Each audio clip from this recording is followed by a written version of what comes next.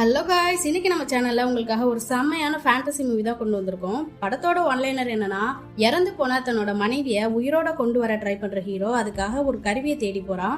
அதனால அவன் என்ன மாதிரியான பிரச்சனை எல்லாம் சந்திக்கிறான், அதை எப்படி சமாளிக்கிறாங்கிறத ஃபன்னியாவும் ஃபேண்டசி அண்ட் அட்வென்ச்சராகவும் நமக்கு சொன்ன மூவி தான் 2023 வெளிவந்த Dungeons Dragon Honor Among thieves.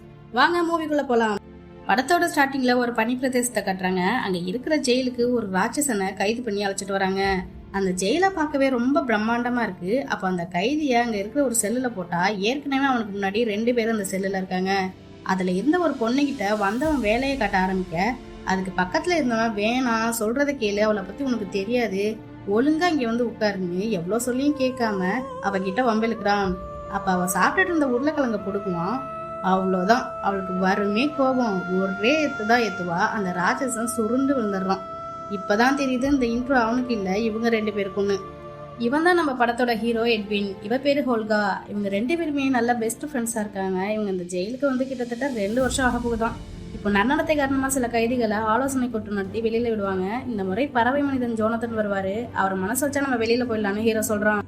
இப்போ ஆலோசனை கூட்டம் நடக்கிற இடத்துல ஜோனத்தன் வராததை பார்த்துட்டு அவர் வந்ததுக்கு அப்புறமா நான் வேணா என் கதையை சொல்லட்டுமான்னு ஹீரோ கேட்க, மித்த 2 ஜட்ஜஸும் கடுப்பாகி சில காரணத்தினால அவர் வரதுக்கு லேட் ஆகும், அவர் இல்லாமலே இந்த கூட்டத்துல முடிவெடுக்கிறதுக்கான உரிமை இந்த 2 பேருக்கு இருக்கு. இப்ப நீ உன் கதையை சொல்லு, அதுல ஏதாவது நியாயம் இருந்தா நீ வெளியில போறதுக்கான வாய்ப்பு இருக்குன்னு சொல்றாங்க. அப்ப ஹீரோவும் அவனோட பிளாஷ்பேக்கை ஓபன் பண்ணி கதையை சொல்ல ஆரம்பிக்கிறான். இப்ப அவனுக்கு ஒரு பொண்டாட்டி ஒரு குழந்தைன்னு குடும்பத்தோட ரொம்பவே சந்தோஷமா வாழ்ந்துட்டு இருக்கான். ஹீரோ ஒரு ஹார்பரா வேலை பார்த்துட்டு இருக்கான். ஹார்பர்னா என்னன்னா, கிட்டத்தட்ட சோல்ஜர் மாதிரி, அரசாங்கத்துக்காக உளவு வேலை பார்க்கறது, நாட்டுக்கு எதிராக தப்பு பண்றவங்கள புடிச்சு கொடுக்கணும். அப்படிதான் இங்க ஒரு கருப்பு மந்திரவாதி, சிகப்பு மந்திரவாதின்னு 2 கூட்டம் இருக்கு. அதுல சிகப்பு மந்திரவாதிகள் ரொம்பவே ஆபத்தானவங்க. அவங்கள புடிச்சு கொடுக்கறதும் நம்ம ஹீரோவோட வேலைதான்.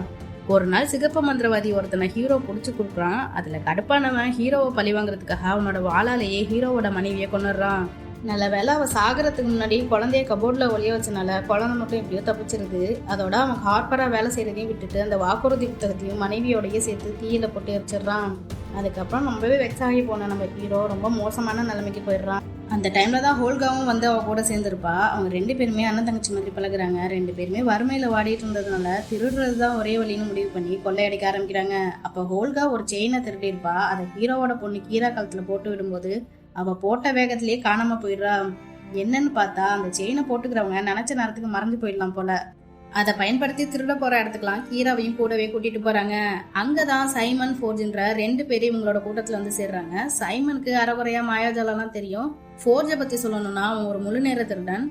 அவனோட உதவினாலதான் பெரிய பெரிய இடத்துல எல்லாம் போய் கொள்ளையடிக்கிறாங்க. இப்படி போயிட்டு இருந்த சமயம் சொஃபினான்ற ஒரு சூனியக்காரி கோரன் கோட்டையை கொள்ளையடிக்கணும்னு நம்ம டீம் கிட்ட வந்து கேக்குறா. அது ஹார்பரோட கோட்டை. தீயவர்கள்டேந்து கொள்ளையடிக்கிற பொருள் எல்லாம் அங்கதான் வச்சு காவல் காக்குறாங்க. நம்ம ஹீரோ தான் முன்னாடி ஹார்பரா வேலை பார்த்துட்டு இருந்திருப்பா இல்லையா, சோ அதனாலதான் ஹீரோவோட உதவியை கேட்டு வந்திருப்பா. ஆனா அதுக்கு நம்ம ஹீரோ முடியவே முடியாதுன்னு சொல்லிடுறான். அந்த நேரத்துல ஃபோர்ஜ் ஒரு விஷயத்த சொல்றான். இறந்தவங்களுக்கு உயிர் கொடுக்குற கருவி ஒண்ணுங்க இருக்கு, அதை வச்சு சிகப்பு மந்திரவாதிகளோட வாளால இறந்தவங்களையும் காப்பாற்ற முடியும்னு சொல்ல, அப்ப ஹீரோவும் தன்னோட மனைவியை அதை வச்சு திரும்பவும் உயிரோட கொண்டு வந்துடலாம்னு நினைச்சு அந்த திட்டத்துக்கு ஒத்துக்கிறான்.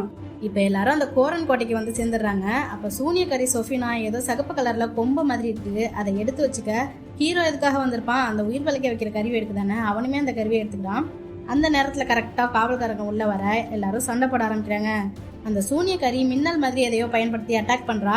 அப்ப அவளோட சக்தியை பயன்படுத்தி காலத்தையே நகராம நிறுத்த அதுல நம்ம ஹோல்கா மாட்டிக்கிறா. இப்ப ஹீரோவும் தப்பிக்க ட்ரை பண்ணி அவனுமே மாட்டிக்கிறான். சைமனும் ஃபோர்ஜும் மட்டும் அங்கிருந்து தப்பிச்சு போறாங்க. ஹீரோ அந்த கருவியை ஃபோர்ஜ் கிட்ட தூக்கி போட்டு இதை பத்திரமா வச்சுக்கோ, கீராவையும் நீ தான் பாத்துக்கணும்னு சொல்ல, அவனுமே நான் நல்லா பாத்துக்கிறேன்னு சொல்லிட்டு அந்த கருவியை வாங்கிட்டு ஓடிடுறான். இப்படிதான் இவங்க ஜெயிலுக்கு வந்திருப்பாங்க. ஹீரோ இப்ப பேசி முடிச்சுட்டு ஹோல்கா நீ ஏதாவது சொல்லணுமான்னு கேட்க, அப்ப பறவை மனிதன் ஜோனத்தனும் கரெக்டா உள்ள வராரு. அதை பார்த்த ஹீரோ, ஜோனத்தன் உங்களுக்காக தான் நான் இவ்வளவு நேரம் வெயிட் பண்ணியிருந்தேன்னு சொல்லி போய் கட்டி பிடிச்சிக்கிறான். அப்ப ஹோல்கா ஜோனத்தனை பிடிச்சி கீழே தள்ள 2 பேருமே கண்ணாடியை உடச்சிக்கிட்டு அவரை பிடித்தபடியே எஸ்கேப் ஆகுறாங்க. அதுக்கு முன்னாடியே ஜட்ஜஸ் அவங்கள ரிலீஸ் பண்ணிடுவாங்க. அதை கேட்கறதுக்குள்ளேயே அவங்க 2 பேரும் அங்கிருந்து தப்பிச்சிடுறாங்க. அப்புறம் அங்கிருந்து நடந்து போய் கொஞ்சம் தூரத்துல குதிரையெல்லாம் கட்டி வச்சிருக்காங்க. அதுல 2 குதிரையை ஆட்டையை போட்டுக்கிட்டு ஹீரோட வீட்டுக்கு போய் பார்த்தா அங்க வீடு ரொம்ப நாளா யாருமே யூஸ் பண்ணாத மாதிரி காலியா இருக்கு. அப்போ ஃபோர்ஜ் பொண்ணை கூட்டிட்டு எங்கதான் போயிருப்பான்னு யோசிக்கிறான். அங்க இருந்த கபோர்டு திறந்து பார்த்தா ஹீரோவோட தம்புரா இருக்கு. அதை எடுத்து மாட்டிக்கிட்டு 2 பேரும் பாருக்கு போறாங்க. அங்க இருந்த ஒரு நோட்டீஸ்ல ஃபோர்ஜ் இந்த ஊருக்கே தலைவன் ஆயிட்டான்ற மாதிரி போட்டிருக்கு. அதை பார்த்துட்டு இவன் எப்படா தலைவன் ஆனான்னு யோசிச்சுக்கிட்டே பொண்ணை தேடி இப்போ ஃபோர்ஜ் இருக்கிற கோட்டைக்கு போறாங்க. அந்த ஊர்ல ஏதோ திருவிழாக்கு தயாரிட்டு இருப்பாங்க போல, ஒரே கூட்டமா இருக்கு. அப்ப ஹீரோவோட பொண்ணு இவங்களை பார்த்துட்டு நேரா ஹோல்காவை வந்து கட்டி பிடிச்சிக்கிறா. அப்பா மேல லைட்டா கோவத்துல இருக்கா போல. இன்னும் அந்த மறைய வைக்கிற செயினை கழுத்துல தான் போட்டுட்டு இருப்பா. அப்ப அவங்க பேசிக்கிட்டே இருக்கும்போது ஃபோர்ஜும் அங்க வரான். இவங்களை கட்டி பிடிச்சிட்டு நீங்க எப்படி இவ்வளவு சீக்கிரமா வெளியில வந்தீங்கன்னு கேட்க, நன்னடத்தை காரணமா எங்களை சீக்கிரமா வெளியில விட்டுட்டாங்கன்னு ஹோல்கா சொல்றா. ஹீரோவும் அதெல்லாம் இருக்கட்டும், நீ எப்படி இந்த ஊருக்கே தலைவனானு கேட்டதுக்கு, இதுக்கு முன்னாடி இந்த ஊருக்கு ஒரு தலைவர் வந்திருப்பார் இல்லையா, அவர் ஏதோ உடம்பு சரியில்லாம இருந்திருப்பாரு போல. அந்த வாய்ப்பை பயன்படுத்தி இவன் ஏதோ சூழ்ச்சி செஞ்சு இவன் தலைவராயிட்டான்.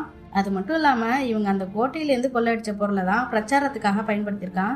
அந்த சூனியக்காரி சொஃபினா கூட இங்கேதான் இருக்கா. அதை பார்த்த ஹீரோக்கும் ஹோல்காவுக்கும் செம்ம ஷாக்கு. இவளை இன்னும் நீ ஏன் கூடவே வச்சிட்டு இருக்கேன்னு கேட்க, நான் தப்பிக்க இவ தான் எனக்கு ஹெல்ப் பண்ணா, அதனால இவளை என்னோட ஆலோசகரா வச்சிட்டு இருக்கேன்னு சொல்லுவான். ஹீரோவும் சரி என்னோட பொருளை கூட நாங்க கிளம்புறோம்னு சொல்ல, அதை கேட்ட கீரா, அப்போ நீங்க எனக்காக வரல, அந்த கொள்ளையடிச்ச பொருளை தான் வாங்குறதுக்கு வந்திருக்கீங்களான்னு கேட்க, அதுக்கு ஹீரோவும் அந்த கருவியை பத்தி சொல்லும் போது அவ அதை பத்தி கொஞ்சம் கூட நம்புறதுக்கு தயாராகவே இல்லை. அப்போ ஃபோர்ஜும் ஹீரோவை பத்தி தப்பா சொல்றான். அது மட்டும் இல்லாம அவங்க தப்பிச்சது நியூஸ் பேப்பர்லயும் வந்திருக்கும். அதை காட்டினதும் ஹீரோவோட பொண்ணு நான் அவங்க கூட வரமாட்டேன்னு சொல்லிட்டு அங்கிருந்து ஓடி போயிடுறா. இப்பதான் ஹீரோக்கு புரியுது, ஃபோர்ஜும் அந்த சூனியக்காரியும் சேர்ந்து தான் பிளான் பண்ணி இவங்களை மாட்டி விட்டுருக்காங்க. அதை தாங்கிக்க முடியாத ஹீரோ ஃபோர்ஜை அடிக்க போகும்போது சூனியக்காரி ஏதோ மந்திரம் சொல்லி அவங்கள தரக்குள்ள போற மாதிரி பண்ணிடுறா. இப்போ காவலாளியை கூப்பிட்டு அவங்களை இழுத்துட்டு போக சொல்லிட்டு உச்சி வெயில் விளையாட்டுக்கு ஏற்பாடெல்லாம் செய்யணும்னு ஃபோர்ஜும் அங்கிருந்து கிளம்பிடுறான். அப்போ சூனியக்காரி காவலாளி காதுல ஏதோ சொல்றா. அவனும் சரின்னு சொல்லிட்டு இவங்களை கூட்டிட்டு போய் முட்டி போட சொல்ல, ஹோல்காவும் நம்மளை கொல்லதான் போறாங்கன்னு தெரிஞ்சுக்கிட்டு காவலாளி கிட்ட பேச்சு கொடுத்து அவனை திசை திருப்பி திரும்ப அடிக்கிறா. அவன் எல்லாரையும் அடிச்சு முடிக்கிற வரைக்கும் நம்ம ஹீரோ கையில இருக்கிற கயிறாவுக்க ட்ரை பண்ணிட்டு இருக்கான். கடைசியா ஹோல்காவை ஒருத்தன் அட்டாக் பண்ண வரும்போது கரெக்டா கயத்தை ஒத்துக்கிட்டு வந்து நம்ம ஹீரோ காப்பாத்திடுறான். இந்த பக்கம் அந்த கேடு கட்ட ஃபோர்ஜ் என்ன பண்ணிட்டு இருக்கான்னு பாருங்க. ஹீரோவை பத்தி அவன் பொண்ணுகிட்ட தப்பா சொல்லி அவன் தேடி வந்த பொருள் கிடைக்கலன்னு உன்னை இங்கேயே விட்டுட்டு போயிட்டான். அப்ப ஹோல்கா எங்கன்னு அவ கேட்க, அவளும் அவன் கூடவே போயிட்டான்னு சொல்லி அந்த பொண்ணோட மனசுல வெறுப்பை விதைச்சிட்டு இருக்கான். இப்ப ஹீரோவும் ஹோல்காவும் அந்த ஃபோர்ஜோட முகத்திரையை கிழிக்க, அவன் கெட்டவன் நிரூபிச்சு தன்னோட பொண்ணை மீட் பண்ணணும்னு முடிவு பண்றாங்க. அதை இவங்க 2 பேராலும் தனியா செய்ய முடியாதுன்னு தெரியும். அதனால ஒரு டீமை உருவாக்க நினைச்சு அவங்க முதல்ல போய் சந்திக்கிறாள் நம்ம அரகுர மாயாஜாலம் சைமன் தான். அவன் இன்னுமுமே அந்த அரகுர மேஜிக்கை வச்சுட்டு மொக்கையா மேஜிக் பண்ணி அங்க உள்ளவங்களை எல்லாம் திசை திருப்பி அவங்களோட பொருட்களை எல்லாம் சுட்டுட்டு இருக்கான். இவங்களை பார்த்த சைமன் மேஜிக்கை நிறுத்த அவன் திருடின பொருளெல்லாம் கீழே வந்துடும். அதை பார்த்து மேஜிக் பார்க்க வந்தவங்களாம் இவனை பிடிக்க வர பொசுக்கு ஏதோ ஒரு மந்திரத்தை போடுறான். இப்ப பாருங்க, அங்க இருக்க எல்லாரும் அந்த இடத்துல தலைகீழா மிதக்க ஆரம்பிச்சிடுறாங்க. என்னன்னு பார்த்தா இவன் மந்திரத்தை தப்பா சொல்லிட்டான் போல. என்னடா இது வம்பா போச்சேன்னு வேற ஏதோ மந்திரம் சொல்லி இப்ப எல்லாரும் மறுபடியும் கீழே விழுறாங்க. இது தாண்டா சான்ஸ்னு இவன் மட்டும் எஸ்கேப் ஆக ஒரு மந்திரத்தை சொல்ல, பயபுல அதையுமே ஒழுங்கா சொல்லாம தப்பா சொல்லி தூக்கி வீசப்படுறான். நல்ல வேலை அந்த இடத்துல ஹோல்கா கரெக்டா வந்து குதிரையில அவனை பிடிச்சிட்டு காப்பாத்தி போயிடுறா. இப்ப 3 பேரும் பேசிக்கிட்டே நடந்து போயிட்டு இருக்காங்க. சைமன் அந்த சூனியக்காரி என்னையுமே கொலை பண்ண ட்ரை பண்றான்னு சொல்றான். அப்ப ஹீரோ ஒரு திட்டம் போடுறான். ஃபோர்ஜ் இருக்கிற கோட்டையோட கஜானாவை நம்ம கொள்ளையடிக்கணும்னு சொல்ல, சைமனும் அதெல்லாம் ரொம்ப கஷ்டம், அந்த கஜானாவை எந்த மந்திரம் பாதுகாக்கிறதுனே தெரியலன்னு சொல்ல, அதை நாம தான் கண்டுபிடிக்கணும்னு ஹீரோ சொல்லும்போது, அதெல்லாம் சரி, யாருக்கும் தெரியாம எப்படி அந்த கோட்டைக்குள்ள நுழைவீங்கன்னு சைமன் கேட்டா, நம்மளால முடியாது, ஆனா ஒரு ட்ரூயிடால முடியும்னு ஹீரோ சொல்றான். ட்ரூயிட்னா யாருன்னா நினைச்ச நேரத்துக்கு நினைச்ச உருவத்துக்கு மாறக்கூடியவங்கன்னு அர்த்தம். சைமனும் டோரிக்னு எனக்கு ஒரு ட்ரூயிட தெரியும், அவகிட்ட போய் ஹெல்ப் கேட்கலான்னு அழைச்சிட்டு போறான். இங்க ஒரு பொண்ணை கொலை பண்றதுக்காக கட்டி போட்டு வச்சிருக்காங்க, அந்த பொண்ணு தான் டோரிக்கான்னு ஹீரோ கேட்டா இல்லன்னு சொல்லுவான். அப்ப பாருங்க, பயங்கர சத்தத்தோட அங்க இருந்த ஒரு குதிரை அப்படியே பனிக்கரடியா மாறுது. ஆனா மூஞ்ச பார்த்தா மட்டும் ஏதோ ஆந்த மாதிரி இருக்கு. அது அங்க இருக்கிற எல்லாரையும் புரட்டி போட்டு அடிச்சு ஒரு பொண்ணா மாறுது. இவதான் டோரிக்னு சைமன் சொல்லுவான். அப்ப அவ கட்டி போட்டு இந்த பொண்ணை காப்பாத்தி அங்க இருந்த ஒரு குதிரையில ஏறி தப்பிச்சு போவா. நம்ம டீமும் அவளை ஃபாலோ பண்ணிட்டே போய் இன்ட்ரோ ஆகுறாங்க. இப்ப நம்ம ஆளுங்க உன்னால எங்களுக்கு ஒரு காரியம் ஆகணும்னு ஹெல்ப் கேக்குறாங்க. அவ இப்ப மரகத கூட்டம் அப்படின்ற ஆளுங்களோட தான் இருப்பா, அவங்களுக்காக தான் போராடுறா.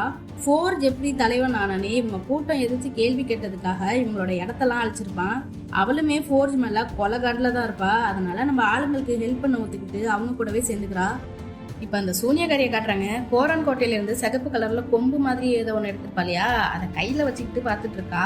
இருட்டுக்குள்ள இருந்து அவகிட்ட யாரோ பேசுறாங்க. அப்படியே கொஞ்சமா அந்த உருவத்தை காட்டினா அதை பாக்குறதுக்கே ரொம்ப கொடூரமா இருக்கு. அப்ப சொஃபினா தலையில இருக்கிற முக்காடை எடுத்தா அவளோட ட்ரெஸ் சிகப்பு கலர்ல மாறிடுது. அப்பதான் தெரியுது அவ ஒரு சாதாரண ஆளே இல்லைங்க, அவ ஒரு சிகப்பு சூனியக்காரி. இப்ப அந்த ரூமுக்கு ஃபோர்ஜ் வந்து அவளை கஜானா கிட்ட கூட்டிட்டு போறான். அவ வெளியில வரப்ப திரும்பவும் அவளோட ட்ரெஸ் கருப்பு கலர்லயே மாறிடுது. இப்ப அந்த கஜானா வாசல்ல காட்டுறாங்க. அங்க 2 பெரிய பணக்காரங்க வந்திருக்காங்க. அவங்க கிட்ட கஜானாவோட பாதுகாப்பு அம்சங்களை பத்தி ஃபோர்ஜ் எடுத்து சொல்லிட்டு இருக்கான். அப்ப சூனியக்காரி உள்ள வந்ததும் இவ உங்களுக்கு ஹெல்ப் பண்ணுவான்னு சொல்ல, அவ ஒரே ஒரு வார்த்தை தான் பேசுறா. அந்த கஜானா மாடன் கினின் மந்திரத்தால பாதுகாக்கப்படுதுன்னு சொல்லிட்டு வாய முடிக்கிறா. அப்ப வந்தவங்களும் ஒருத்தருக்கு ஒருத்தர் மூஞ்ச பாத்துக்க போர்ஜும் அவங்களை ஏதோ சொல்லி சமாளிச்சிடுறான். அந்த 2 பேரும் இந்த விளையாட்டு ரொம்பவும் ஆபத்தானதுன்னு தெரிஞ்சு ஏன் நடத்துறீங்கன்னு கேட்டா, மக்களோட ஆசையை நிறைவேற்றதான்னு சொல்லிட்டு உச்சி வெயில் விளையாட்டு நடக்கலைன்னா உங்களை மாதிரி பணக்காரங்களுக்கு தான் நஷ்டம்னு சொல்றான். இந்த பணக்காரங்களாம் ஒண்ணு சேர்ந்து மக்களை உயிருக்கு ஆபத்தான விளையாட்டை விளையாட வச்சு பெட் கட்டி சம்பாதிப்பாங்க போல. இப்ப திடீர்னு சொஃபினா டென்ஷன் ஆகி இங்க ஒரு டோரிட் இருக்குன்னு சொல்லிட்டு மேல பார்த்து கத்துறா. அங்க ஒரு வண்டு பறந்து வந்து ஒரு எலியா மாதிரி அங்க இருக்கிற ஒரு கவச உடக்குள்ள போய் டோரிக் மனுஷியா மாதிரி நடந்து போறா. அதை ஒரு காவலாளி கண்டுபிடிக்க அப்படியே ஓடி திரும்பவும் எலியா மாதிரி ஒரு ஜன்னல் வழியா எகிரி குதிச்சு கழுகா மாதிரி பறந்து வந்து ஒரு புகைப்போக்கிக்குள்ள விழுந்து பூனையா மாதிரி வெளியில போய் அப்புறம் பொண்ணா மாதிரி போறா. அங்க சூனியக்காரி வரவும் அங்க நிக்கிற ஒரு பெரிய கோழில ஒரு கோழியா மாறி நிப்பா. ஆனா சூனியக்காரி கண்டுபிடிச்சிடவும் அப்படியே மானா மாதிரி ஓடுறா. அப்பாடி இந்த சீனெல்லாம் பார்க்கவே செம சூப்பரா இருக்கும். எப்படியோ தப்பிச்சோம் பொழைச்சோன்னா அந்த கோட்டையை விட்டு டோரிக் ஒரு வழியா வெளியில ஓடிடுறா. இப்ப எல்லாரும் ஒரே இடத்துல கூடியிருக்காங்க. அப்ப சொஃபினா ஒரு சிகப்பு சூனியக்காரின்னு சொல்ல, அது மட்டும் இல்லாம அந்த கஜானாவை பாதுகாக்கிற மந்திரத்தை பத்தியும் சொல்ல, அதை கேட்ட சைமன் என்னது அந்த மந்திரமா, அப்ப வாய்ப்பே இல்லைன்னு சொல்றான். உன்னோட மாயாஜாலத்தை கூட முடியாதான்னு ஹீரோ கேட்டா, எனக்கு அவ்வளோலாம் மாயாஜாலம் தெரியாது, உலகத்திலேயே மாயாஜாலம் அதிகமா தெரிஞ்ச அளவுக்கு தான் அந்த மந்திரத்தை உடைக்க முடியும்னு சொல்ல, அப்படி இல்லைன்னா நிறையற்ற கவசம் கிடைச்சாலாவது முடியும்னு சொல்றான். நிறையற்ற கவசமா அப்படின்னா என்னன்னு ஹீரோ கேட்டா, அதெல்லாம் கிடைக்காது, அது பல வருஷத்துக்கு முன்னாடியே தொலைஞ்சு போச்சுன்னு சொல்ல, அப்ப அது கிடைச்சா உன்னால பண்ண முடியுமான்னு கேட்டா, அது கிடைச்சாலும் அதான் அது கூட இணையணும், அதுக்கெல்லாம் நான் சரிப்பட்டு வரமாட்டேன்னு சைமன் சொல்லிடுறான். அப்ப ஹீரோவும் சரி இந்த விஷயத்த பத்தி யார்கிட்டயும் சொல்லாதன்றான். அப்ப ஹோல்கா அந்த கவசத்தை பத்தி எனக்கு தெரியும், என்னோட முன்னோர்கள் டிராகன் வழிபாட்டை எதிர்த்து போராடினாங்க, அவங்க கிட்ட கேட்டா தெரியும்னு சொல்ல, அப்ப சைமன் அது நடந்து 100 வருஷம் ஆகுது, இப்ப அவங்க யாருமே உயிரோட இருக்க மாட்டாங்க, எப்படி கேக்குறதுன்னு கேட்டா அதை நீதான் சொல்லணும்னு ஹோல்கா சொல்றா. அதுக்கு சைமனும் என்கிட்ட சில நாணயங்கள் இருக்கு, அதை வச்சு பெணங்களை கொஞ்ச நேரம் எழுப்பி பேச வைக்க முடியும்னு சொல்ல, அப்புறம் எதுக்கு வெயிட் பண்ணிட்டு இருக்கீங்க, கிளம்புங்கன்னு நேரா அந்த போர்ல இறந்தவங்களோட சமாதிக்கு கிளம்பி போறாங்க. போற வழியில தான் ஹோல்காவோட புருஷன் வீடு இருக்கும். ஹோல்காவும் நான் ஒரு தடவை போய் பார்த்துட்டு வரேன்னு போறப்போ அங்க அவளோட புருஷன் நிக்கிறான். பாக்குறதுக்கே ரொம்ப குள்ளமா தெரியறான். இவனை லவ் பண்ணி கல்யாணம் பண்ணனாலதான் ஹோல்காவோட இனமே அவளை ஒதுக்கி வச்சிருப்பாங்க. ஹோல்கா இவனை விட்டுட்டு போனனால அவனும் வேற ஒரு கல்யாணம் பண்ணிருப்பான். இப்ப அவனோட மனைவியை காட்டுறாங்க பாருங்க, அவ அநியாயத்துக்கு உயரமா இருக்காங்க. அவங்கிட்ட பேசிக்கிட்டே ஏதோ ஒன்னு எடுத்து பேக்ல போட்டுக்கிட்டு கிளப்பி வரா. சரின்னு குதிரையில ஏறி போற நேரம் அந்த வீட்டை பார்த்து கவலைப்படுற மாதிரி இருக்கு. என்னதான் தைரியமான ஆளா இருந்தாலும் அவ்வளோ ஒரு மனுஷி தானே. இப்ப எல்லாரும் ஒரு வழியா அந்த சமாதிக்கு வந்துடுறாங்க. இப்ப சைமன் என்ன சொல்றான்னா, போனதுக்கு உயிர் வந்ததுக்கு அப்புறம் அதுகிட்ட நீங்க 5 கேள்வி கேட்கலாம், அதுக்கு பதில் சொல்லிட்டு அது திரும்பவும் செத்து போயிடும்னு சொல்றான். சரின்னு இவங்களும் பணத்தை எழுப்புறாங்க. அந்த பணம் எழுந்திருக்காதனால அந்த மந்திர வேலை செய்யல போலன்னு சொல்லிட்டு இருக்கும்போதே திடீர்னு அந்த பணம் எழுந்திருக்கும் பாருங்க. சைமன் அதை பார்த்துட்டு அரண்டே போயிடுறான். இப்ப ஹீரோ அதுகிட்ட கேள்வி கேட்கறன்ற பேர்ல தேவையில்லாத கேள்வி எல்லாம் கேட்டுட்டு இருப்பான். அதுவும் சலிக்காம பதில் சொல்லும். இவங்களுக்குள்ள கேட்கிற கேள்விக்கும் அதுவே பதில் சொல்லிட்டு கடைசியா அதுவே செத்து போயிடுது. இப்ப அடுத்த பணத்தை எழுப்பி அதுகிட்ட போர் நடந்தப்போ அந்த கவசத்தை நீங்க பாத்தீங்களான்னு கேட்டா, அது என் தலைவன் என்கிட்ட கொடுத்து பாத்துக்க சொன்னாரு, அதுக்குள்ள என்ன 2ஆ வெட்டி கொண்டுட்டாங்கன்னு சொன்னதும் ஹீரோவும் எட்டி பார்ப்பான். பார்த்தா பாதி பாடிதான் இருக்கு. சரின்னு வேற பணத்தை எழுப்புவோன்னு போனா, என்ன பாதியிலே போறீங்க, மிச்சம் 3 கேள்வி இருக்கு, அதையும் கேளுங்கன்னு சொன்னா ஹீரோவும் சில்லியா சில கேள்வி கேட்பான். அதுவும் பதில் சொல்லிட்டு திரும்பவும் செத்து போயிடுது. இப்ப தலைவனோட பணத்தை எழுப்பி கேட்டா, அது என் தளபதி கிட்ட கொடுத்தேன்னு சொல்லும். சரின்னு தளபதி பணத்தை தோண்டி கேட்டா, நான் போற ஆரம்பிக்கிறதுக்கு முன்னாடியே குளிச்சுட்டு இருக்கும்போது வலிக்கு விழுந்து தலையில அடிபட்டு செத்து போயிட்டேன்னு சொல்லுது.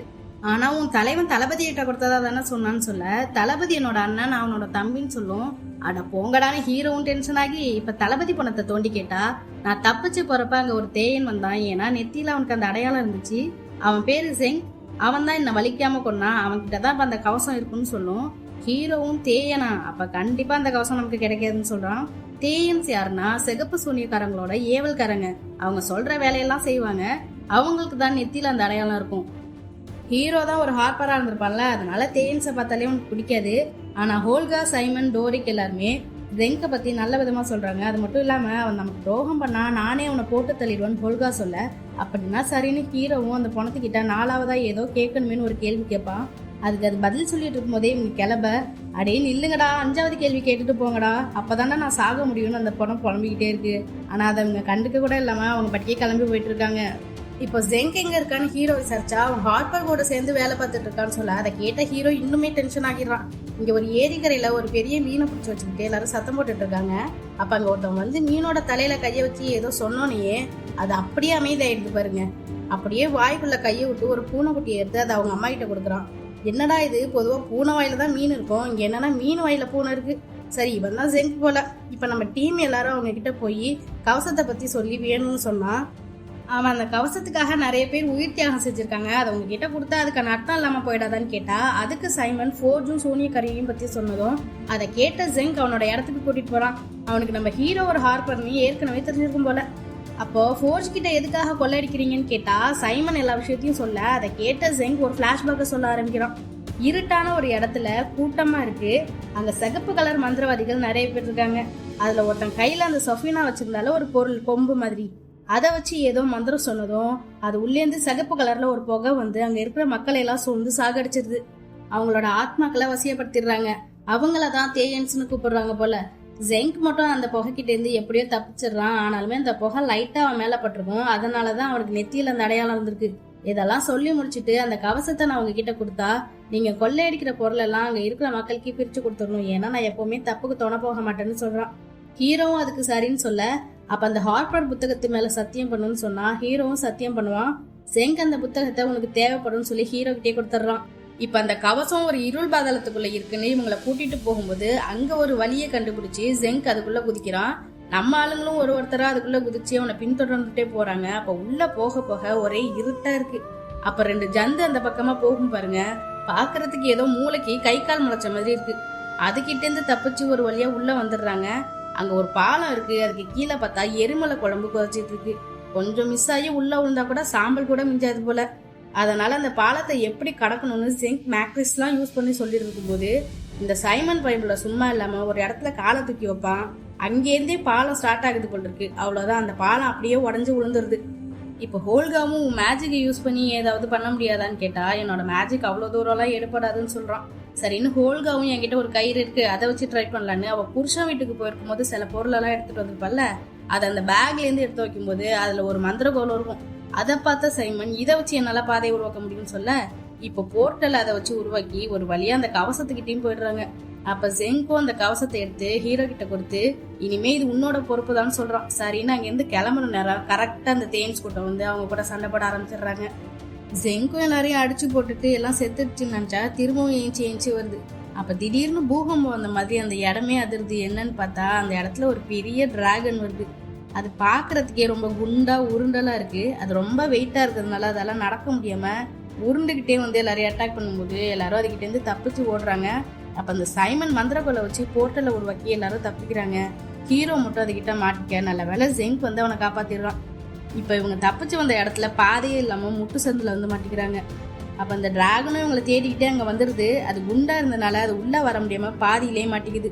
அந்த நேரம் உள்ள தண்ணி வர ஆரம்பிக்குது. மந்திரக்கோலை யூஸ் பண்ணி வழியை உருவாக்க சொல்லி சைமன் கிட்ட சொன்னா, பாதையை என் கண்ணால பார்க்காம உருவாக்க முடியாதுன்னு சொல்லவும், சரின்னு ஹீரோவும் ஒரு ஐடியா பண்ணி அந்த டிராகனை வெறுப்பேத்துங்க. அதுல அது காண்டாயி கத்தும் போது வாயிலேருந்து ஒரு கேஸ் வெளியில வரும். அதுல சைமனை நெருப்ப பத்த வைக்க சொல்ல இவனும் அதே மாதிரி பண்ண, இப்ப எல்லாரும் தண்ணிக்குள்ள முழுகி எஸ்கேப் ஆகி ஒரு வழியா கடற்கரைக்கு வந்து சேர்றாங்க.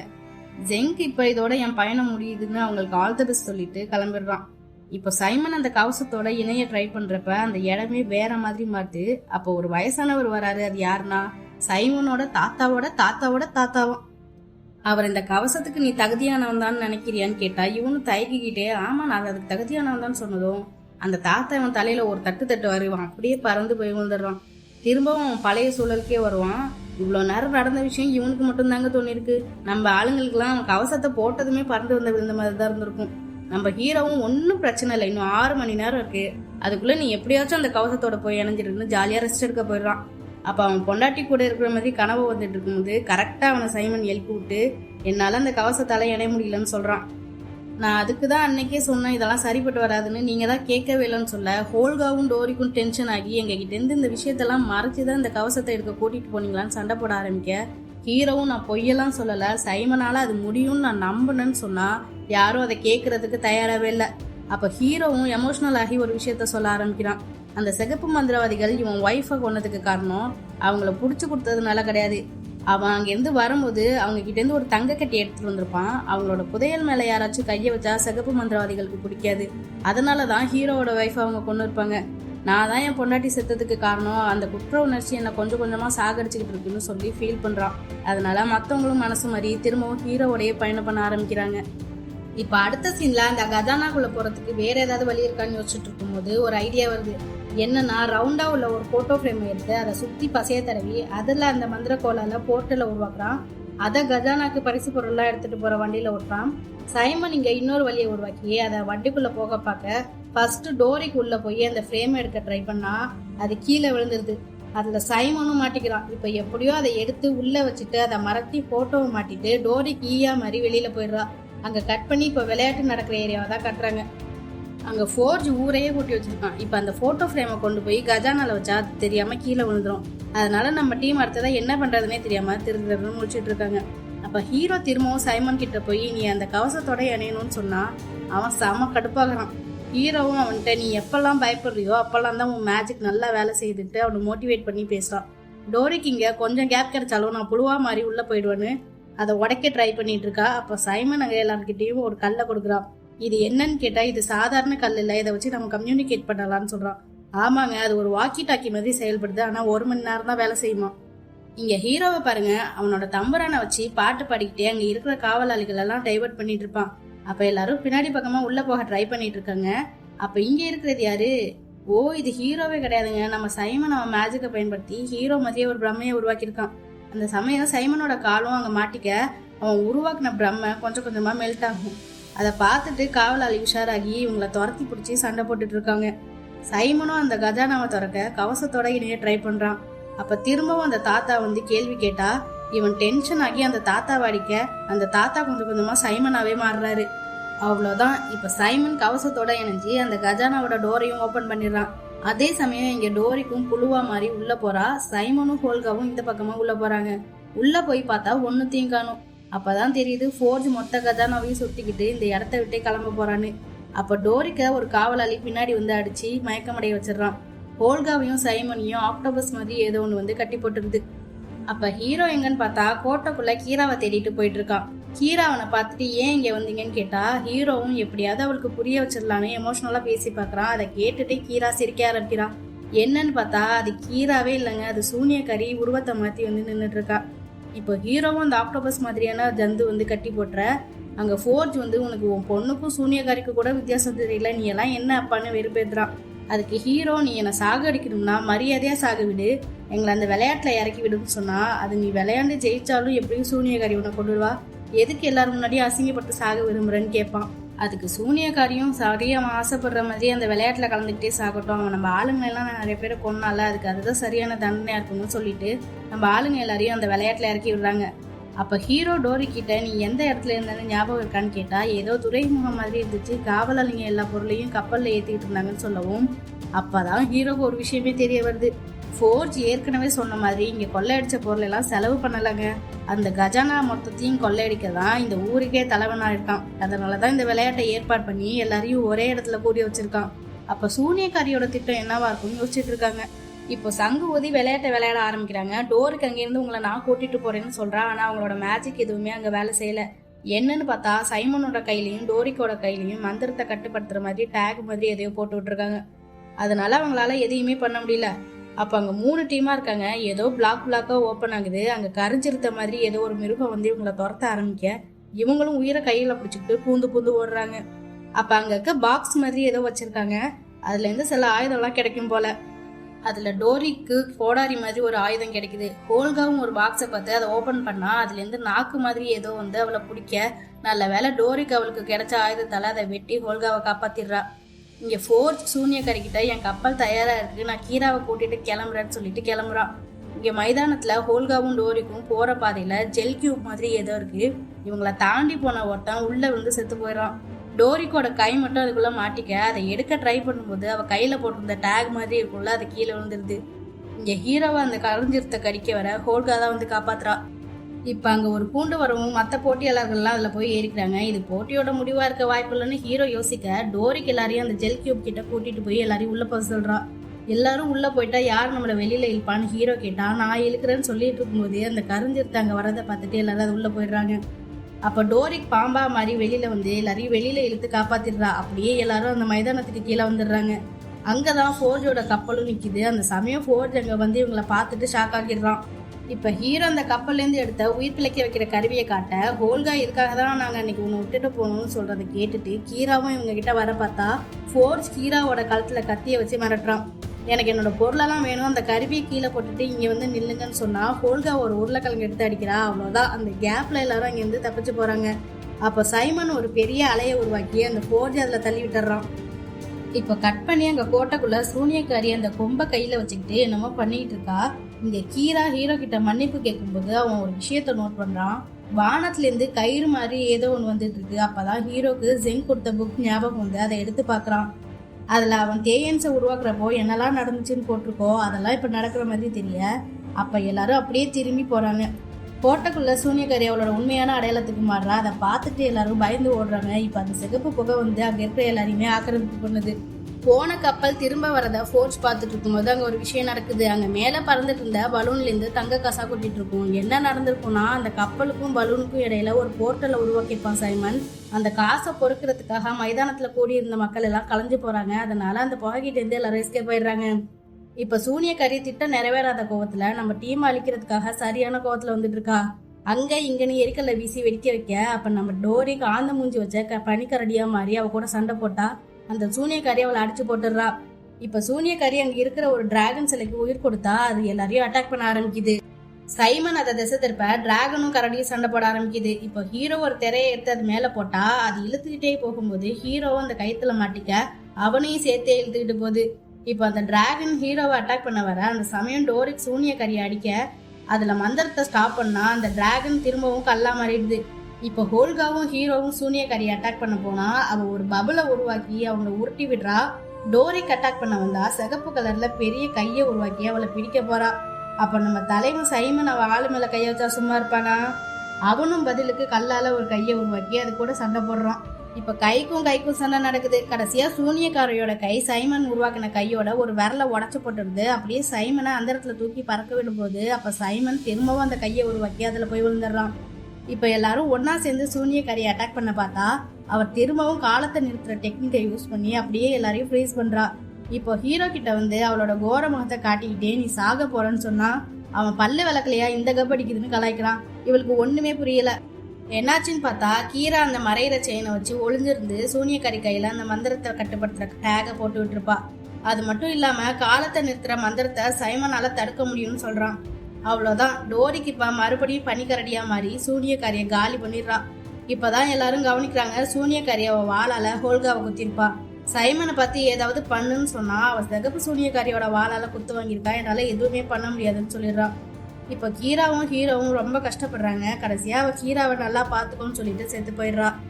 இப்போ ஹீரோ ஒரு முடிவு எடுக்கிறான். கீரா அவ அம்மா கிட்ட இருந்ததை விட ஹோல்கா கிட்ட தான் அதிகமா இருந்திருப்பா இல்லையா? ஹோல்காவுமே கீராவை தன்னோட குழந்தையா நினைச்சுதான் வளர்த்துட்டு இருந்திருப்பா. அதனால அந்த கருவியை பயன்படுத்தி ஹோல்காக்கு உயிர் கொடுத்துடுறான். கண்முழிச்ச ஹோல்காவும் மனைவிக்காக கஷ்டப்பட்டு எடுத்துட்டு வந்த இந்த கருவியை எனக்காக ஏன் பயன்படுத்தணும்னு சொல்லி ரொம்ப ஃபீல் பண்றா.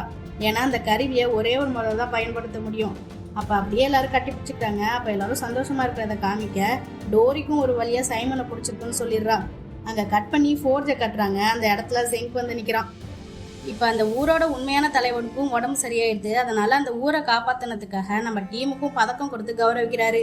அப்படியே மரகத கூட்டத்துக்கு சொந்தமா நிலமும் கொடுக்குறாரு. இப்போ ஃபோர்ஜை ஜெயில காட்டுறாங்க. அந்த ஜானத்தனை பார்த்ததும் ஹீரோ மாதிரி அவரை பிடிச்சி கீழே தள்ளி விட்டு தப்பிக்க பார்த்தா அந்த கண்ணாடியை எடுத்துட்டு எப்போவோ செவரு கட்டிட்டாங்க போல. இந்த படம் உங்களுக்கு பிடிக்கும்னு நம்புறேன். பிடிச்சிருந்தா லைக் பண்ணிட்டு சப்ஸ்கிரைப் பண்ணிக்கோங்க. அப்படியே பெல் ஐக்கானை கிளிக் பண்ணிட்டு உங்க ஃப்ரெண்ட்ஸ் அண்ட் ஃபேமிலிக்கும் ஷேர் பண்ணிடுங்க. Thank you guys.